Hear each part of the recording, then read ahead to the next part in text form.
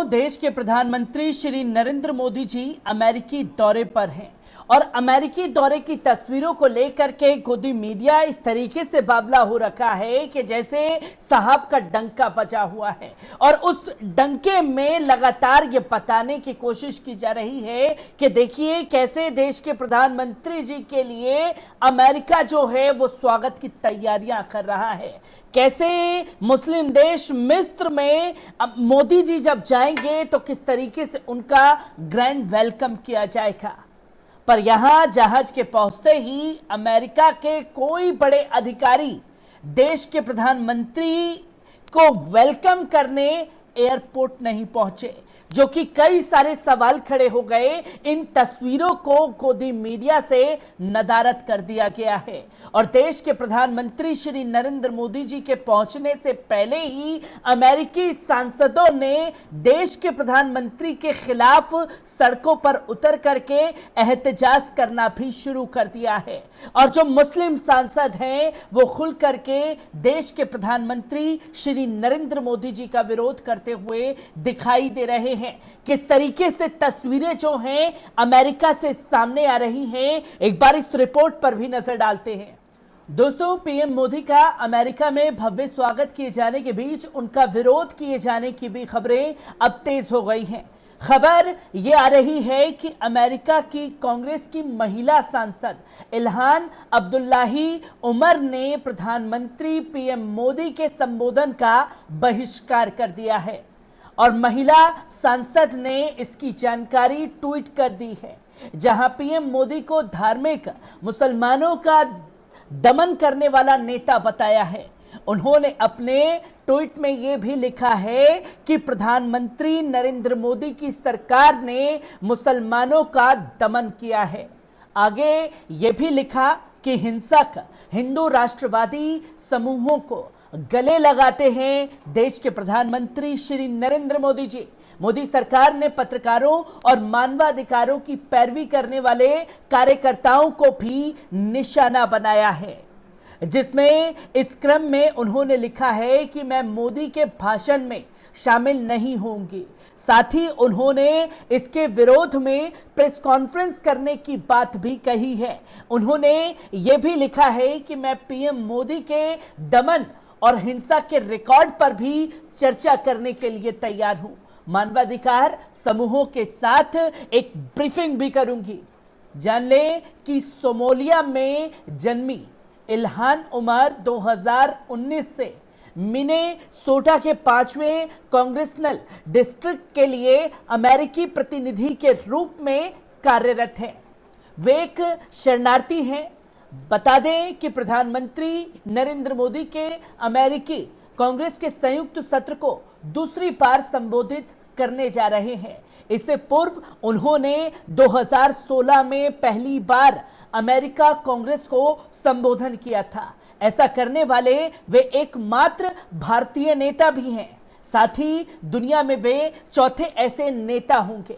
आपको ये भी बताते चलें कि अपने भारत विरोध रुख वजह से अक्सर विवाद में रहने वाली अमेरिकी संसद इल्हान उमर यूएस संसद में एक प्रस्ताव पेश किया था। इस प्रस्ताव में उन्होंने भारत को ऐसे देश के रूप में नॉमिनेट करने की मांग की थी जहां धार्मिक स्वतंत्रता की चिंताजनक स्थिति है। किस तरीके से मुसलमानों पर हमले हो रहे हैं उसको लेकर के चर्चा की। सांसद रशीदा तालिब और जुआन वकस ने इस प्रस्ताव का समर्थन भी किया है।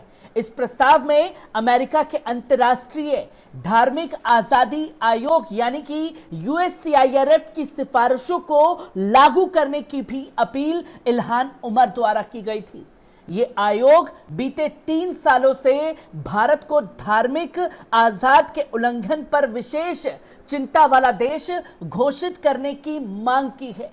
इल्हान के इस प्रस्ताव को जरूरी कार्रवाई के लिए विदेशी मामलों की कमेटी के पास भी भेज दिया गया है। इल्हान का भारत का ये रुख नया नहीं है। वो अक्सर भारत और कश्मीर को लेकर अपने सवालों को उठाती रही हैं। इसी साल 20 अप्रैल को 4 दिन के पाकिस्तानी दौरे पर पहुंची इल्हाना ने पीएको का भी दौरा कर बखेड़ा कर दिया था। तब भारत ने अमेरिकी संसद की पीओके दौरे की भी निंदा की थी। विदेश मंत्रालय के प्रवक्ता अरिंदम बागची ने कहा था कि इस इलाके में दौरा कर उन्होंने देश की संप्रभुता का उल्लंघन किया है। ये उमर की संकीर्ण मानसिकता वाली राजनीति को भी दर्शाता है। उन्होंने ये भी कहा कि विवाद बढ़ता देख अमेरिकी विदेश मंत्रालय को इस पर सफाई भी देनी पड़ी थी। तब विदेश मंत्री एंटनी ब्लिंकन के काउंसलर डेरेक चॉलेट ने कहा था कि यह एक अनऑफिशियल और व्यक्तिगत दौरा है, इसका अमेरिका या इसकी नीतियों से कोई लेना देना भी नहीं है। 39 साल की इल्हान उमर सोमालियाई अमेरिकी राजनेता हैं, जो कि साल 2019 से मिनीसोटा से चुनाव जीतकर हाउस ऑफ रिप्रेजेंटेटिव में आई थी। इसके बाद वे अमेरिकी संसद यानी कि कांग्रेस में पहुंचने वाली पहली 2 मुस्लिम महिला सांसदों में से एक बन गई थी। अमेरिकी संसद में पहुंचने वाली वे पहली सोमालियाई अमेरिकी नागरिक भी बनी हैं।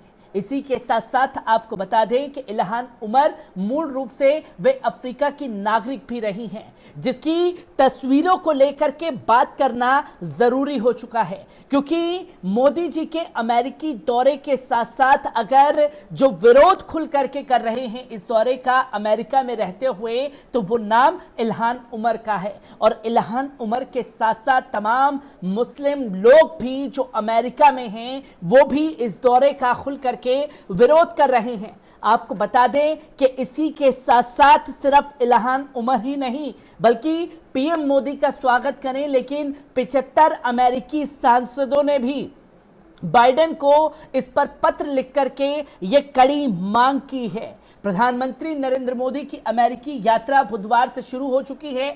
अमेरिकी राष्ट्रपति जो बाइडेन और उसकी पत्नी अमेरिका की फर्स्ट लेडी जिल बाइडेन ने खास तौर पर मोदी को निमंत्रण भेजकर उन्हें स्टेट विजिट पर बुलाया है।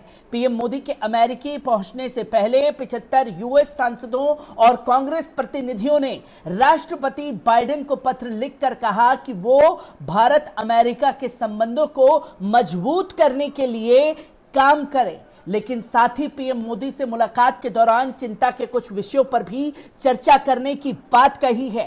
मंगलवार दोपहर लिखे गए पत्रों में सांसदों ने अमेरिकी विदेशी विभाग और सिविल सोसाइटी की रिपोर्टों का हवाला देते हुए राष्ट्रपति से कहा है कि वो पीएम मोदी से बातचीत में भारत में पॉलिटिक्स स्पेस के कम होने और धार्मिक असहिष्णुता के बढ़ने, जो कि मुसलमानों के ऊपर हमले हो रहे हैं, उसको लेकर के सिविल सोसाइटी संगठनों और पत्रकारों को निशाना बनाने और प्रेस और इंटरनेट पर बढ़ते प्रतिबंधों का मुद्दा उठाने की अपील की है।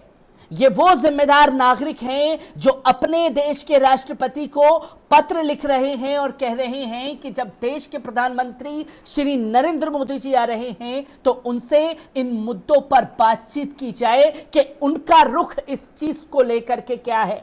भारत सरकार ने अपने मानवाधिकार के रिकॉर्डों की आलोचना को लगातार खारिज किया है। भारत सरकार का कहना है कि ये रिपोर्ट्स गलत सूचना पर आधारित होती हैं, जो कि इसका भी जवाब राष्ट्रपति को पत्र लिख करके मांगा गया है कि जो दावे भारत सरकार द्वारा किए जाते हैं उन दावों में कितनी सच्चाई है और जो जमीनी स्तर पर वीडियो सोशल मीडिया पर आते हैं उनके बारे में चर्चा होनी चाहिए। इसी के साथ साथ सांसदों ने अपने पत्र में इस बात का उल्लेख किया है कि भारत और अमेरिका के बीच रणनीतिक, आर्थिक, वाणिज्यिक और तो और रक्षा संबंध है। उन्होंने लिखा कि भारत और अमेरिका दोस्त हैं और दोस्तों को ईमानदार और खुलकर बातचीत करनी चाहिए।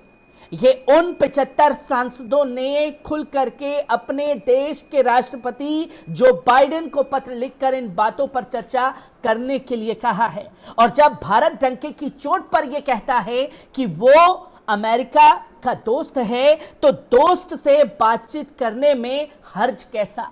हर एक तस्वीर अमेरिकी दौरे से आप लोगों के साथ साझा करता रहूंगा। दीजिए इजाजत, शुक्रिया।